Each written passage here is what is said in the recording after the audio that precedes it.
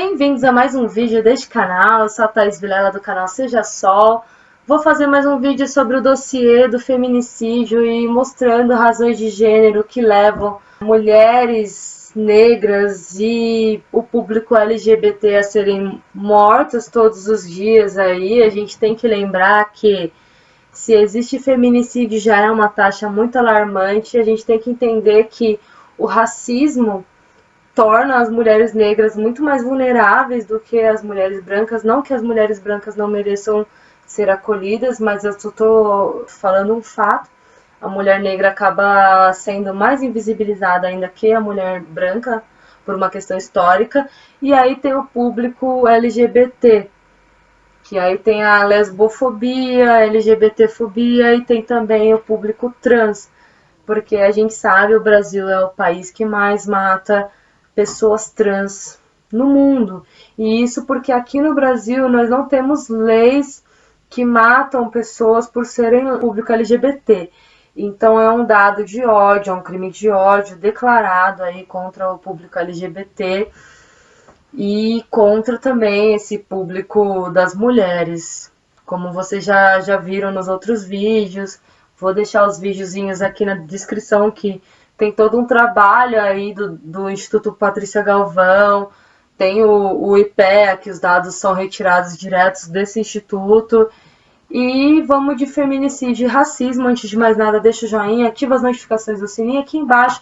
E não esqueça de se inscrever e passar para o maior número possível de pessoas e fazer esse canal crescer. Sugiram temas também, tá bom? Bora lá? Vem cá. O feminicídio e o racismo, né? O que acontece? Por que essas mulheres, elas são 66% dos feminicídios são só de mulheres negras? Então é um número muito alarmante, esse número continua crescendo e é uma coisa bem complicada. Que a gente diz que não existe racismo, mas esse número de mulheres negras continua crescendo. Então é um racismo estrutural, que, se você não sabe, está na estrutura da sociedade, assim como o machismo, que é aquela questão de achar que o negro é menos do que o branco, e é uma questão muito naturalizada. Então, em alguns espaços de poder, por exemplo, a gente não consegue ver mulheres, nem a mulher negra a gente vê em menos espaços. Isso pode mostrar porque ainda hoje muitas pessoas não conseguem ver, não conseguem permitir psicologicamente que a Maju Coutinho esteja no jornal ou ela esteja ascendendo profissionalmente como jornalista. Porque as pessoas não conseguem ver uma mulher negra com o cabelo natural dela num jornal, muita gente não consegue ver isso. E aí a gente pega outros espaços, por exemplo, dentista. Eu, Thaís Vilela, nunca fui atendida por dentista negro, nunca vi o dentista negro na minha frente. Mulher, então esquece. Então todos os dentistas que eu... Mulher negra eu tô falando, né? Então todos os dentistas que eu conheci, a maioria eram mulheres de cabelo liso ou homens. E aí o japonês tá lá, né? Mas o indígena a gente vê em menos espaços ainda. A questão do médico. Quantas médicas negras você já chegou a ver em toda a sua vida? Quantas vezes você foi atendida por um médico ou uma médica negra? Então isso tudo diz muito sobre esse racismo estrutural. Tá na estrutura da sociedade. Não é você que está sendo racista. É a sociedade que na sua própria estrutura está sendo racista, está negando direitos para esse público negro. Aí a questão da aviação, por exemplo. A questão da aviação, apesar da gente saber que existem mulheres aviadoras, é muito difícil você conhecer ou conseguir imaginar, no seu imaginário, a figura de aviador sempre é um homem branco que está lá na aviação. Né? Então isso diz muito sobre a estrutura social, tá certo? Aí tem a questão do enfrentamento. Tem muitas ONGs de mulheres negras, ONGs do público negro aí, que faz ações de enfrentamento com relação a essa discriminação, porque a mulher negra realmente ela é invisibilizada. Aí é a questão que muita gente pergunta por que existe feminismo negro. Muita gente pergunta, eu percebo que é até por não saber mesmo, que é a questão assim de você ter que treinar o seu olhar para você perceber que esse preconceito e esse racismo realmente acontece. Quantas pessoas negras você já viu atendendo você num banco sem ser um banco do Brasil ou uma caixa? Então, quantos homens negros, quantas mulheres negras colocam aí no papel? Então, isso é um racismo estrutural. Ainda hoje existem pessoas perdendo seus empregos, né, ou não adquirindo emprego por conta da sua cor. E aí a questão do LGBT também, a questão do trans. E mesmo a pessoa tendo formação, muitas vezes ela tem esses espaços aí negados por conta de um preconceito. Então, existe um guia do enfrentamento ao racismo do Instituto Institucional de Desigualdade de Gênero que pode guiar a gente aí nessa luta. Fica a dica sobre esse guia aí de enfrentamento, né? No caso, falando das desigualdades nas empresas que cerceiam aí os direitos das pessoas negras ainda hoje por conta simplesmente de cor. Aí a questão agora, vamos falar da invisibilidade de mulheres lésbicas, bis, travestis e trans, né? É uma coisa meio natural da gente saber que existe essa invisibilidade contra esse tipo de gente. E aí, ao mesmo tempo, existe uma autorização de que essas pessoas sejam ridicularizadas em todos os ambientes possíveis. É o caso de toda vez que um gay aparece numa TV, é sempre o palhaço, tá mudando isso.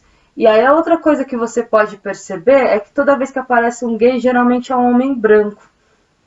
Agora tá mudando isso, a gente consegue ver em outros programas homem ou mulher, mas é mais difícil. Em algum programa pode até ser que apareça um homem negro gay, mas não é frequente.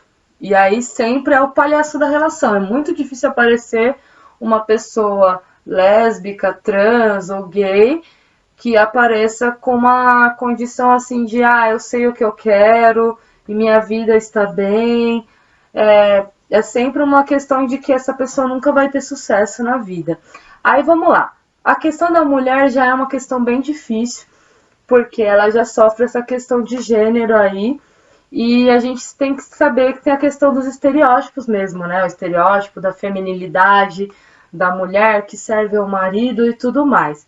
E aí, quando a gente pega o preconceito para o público LGBT, aí o negócio é mais complicado, porque a própria família ridiculariza. E aí, no caso, quando a gente tem mortes de lésbicas, mulheres lésbicas, você consegue pegar familiares mesmo da pessoa que descobrem que a mulher é lésbica. Então, tem a questão do estupro corretivo, que a pessoa acha que estuprando uma mulher lésbica, essa mulher vai voltar a ser heterossexual. No caso, ela vai... na cabeça das pessoas isso acontece. E aí tem a questão de não aceitação, e aí também é óbvio que o estupro, aí nesse caso, a motivação é de gênero e é um crime de ódio. Então essa discriminação contra esse público LGBT é muito grande. E aí tem uma outra questão aí das mulheres lésbicas, que assim, às vezes, principalmente quando a mulher já tem filhos e ela vai para um outro casamento, a probabilidade dela ser assassinada pelo ex é muito grande. Aí vira um crime de vingança, até por ele se sentir humilhado de ver uma mulher tendo uma relação com outra mulher. Porque na cabeça do cara, perder uma mulher já é difícil e já tem uma não aceitação. Agora, perder uma mulher por uma outra mulher, para esse cara, principalmente se o cara não tem uma educação de gênero, o cara acha inaceitável, que é como se ele não... Aí tem a questão sexual, é como se ele não fizesse bem, como se ele tivesse algum problema com ele mesmo, ou como se ele se sentisse menos homem por causa disso. Então ele vai lá e mata essa mulher por uma questão de gênero e uma questão de ódio. E aí, como é uma coisa tão naturalizada, que é uma coisa até velada, porque muitas vezes a própria família não aceita que a mulher seja lésbica. Aí, principalmente se for bis, é aquela questão que tem muitos canais aí falando sobre a questão de... É como se você estivesse saindo do armário a cada relação que você tem, já que você é bissexual. O bissexual é muito difícil das pessoas aceitarem. E aí gera um ódio e uma certa naturalização e até uma certa aceitação por conta da família. Aí na questão da lésbica tem muito também crimes da própria família, às vezes é um irmão que não aceita, a questão de não aceitar e acabar tendo essa violência autorizada. Aí eu já tinha feito um vídeo sobre a não aceitação de pessoas que são diferentes da norma, que a norma é uma heteronormatividade que a gente tem aqui. Então, fugiu do estereótipo de feminilidade, você já sofre um certo preconceito. E aí a questão da aceitação é diferente conforme ainda tem a questão da pessoa ser ou não homossexual. Isso influencia muito na aceitação que a sociedade vai ter de você. Aí, quando a gente vai para a mulher trans, eu acho que não precisaria nem dizer o quanto que essas mulheres trans são hostilizadas. Existem até lugares de acolhimento para essas mulheres trans que muitas vezes, né, tanto mulheres quanto homens trans, quando a pessoa se descobre trans, a família acaba não aceitando. Quando a pessoa é gay, às vezes a família também não aceita, mas a família continua com aquela pessoa dentro de casa. Mas o fato de ser trans, a questão de ser tão diferente da norma, que a família acaba reagindo com agressão. Então, você encontra casos de adolescentes que a família descobre que a pessoa é trans e abandona a pessoa, manda sair de casa. Por isso que tem alguns abrigos para transexuais. Essas pessoas são mortas na rua simplesmente por uma questão de não aceitação. As pessoas encontram uma mulher trans na rua e tem um tempo, né, para essa pessoa entrar nesse processo. Isso se ela quiser, que ela pode se reconhecer trans e não querer entrar todo nesse processo hormonal para ela se parecer mais com uma mulher, né? Então, como é uma coisa muito visível, essa pessoa é a pessoa que mais morre por conta de intolerância. É uma intolerância muito aceita. Então, aí é o caso das piadinhas. Toda vez que você ouve uma piadinha relacionada ao público LGBT, e são piadas extremamente agressivas, principalmente quando a gente fala de trans, essas piadas também servem de autorização para que essas pessoas continuem sofrendo violência.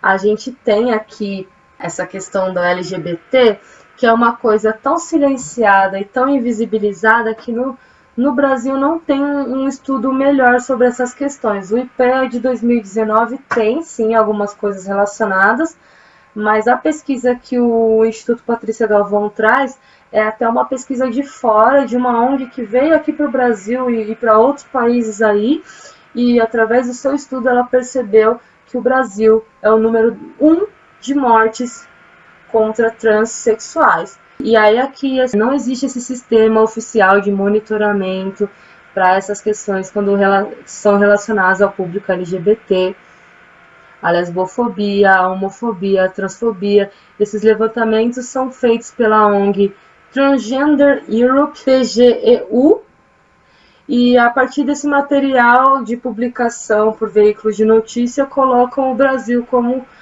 sendo esse país mais violento para os transexuais.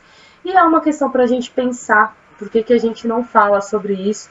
E aí a gente vai lá, coloca uma apostila super correta, informando que existem esses casos, e vem um prefeito e fala que aquele material está incorreto. Então tá incorreto, pode continuar morrendo trans por aí, que a gente não tem que falar sobre esse assunto, não é mesmo? Só para fechar esse assunto de mulheres lésbicas e trans, então há muita violência psicológica e moral, e é super autorizado que essa violência ocorra. E o ex que usa a questão da sexualidade para pedir a guarda integral dos filhos. Aí tem a questão do casamento gay, que mesmo sendo autorizado, muita gente quer ir contra porque fala que eles não têm capacidade de decidir, como se fosse um problema mental, e a gente sabe que não é, mas muita gente trata esse problema como isso. Imagina falando-se de transexual, o que isso não dá, né? Então a violência contra as mulheres lésbicas, bis, trans e travestis ela tá tão, a tal ponto naturalizada que elas sequer se sentem merecedoras dos direitos previstos para as mulheres no Brasil. Elas simplesmente nem procuram ajuda porque tá tão naturalizado que elas acham que elas não merecem. Aí fica a reflexão de quais vidas realmente importam. Se a gente tem todo um aparato aí para falar de legislação de mulheres e não sei o que a gente está falando agora, se a gente sequer coloca na legislação que existem mulheres trans, então talvez essas vidas não importem tanto assim, né? No caso, para a legislação, é óbvio que essas vidas importam. E as políticas públicas, né? Os planos de educação devem incorporar esse tipo de perspectiva de educação em sexualidade e gênero, é óbvio, para que essas pessoas parem de morrer. Ninguém vai ensinar ninguém a ser gay ou transexual, a pessoa já nasce daquele jeito, ela se descobre na adolescência ou até depois, né? A educação é compreendida também como um processo de formar cidadãos que respeitem as várias dimensões humanas e sociais sem preconceito e discriminação. Então, através da educação, eu passo a ter um novo olhar para essas pessoas e aprofundar esse debate sobre a sexualidade, sobre o gênero, sobre tudo isso contribui para que essas pessoas parem de morrer e para que a gente consiga incluir essas pessoas na sociedade, para que essas pessoas tenham qualidade de vida. Bem, eu vou terminar por aqui. O vídeo ficou bastante grande, mas é porque eu tive que trazer dados para vocês. Espero que vocês tenham gostado. Até o próximo vídeo. Tchau, tchau, gente.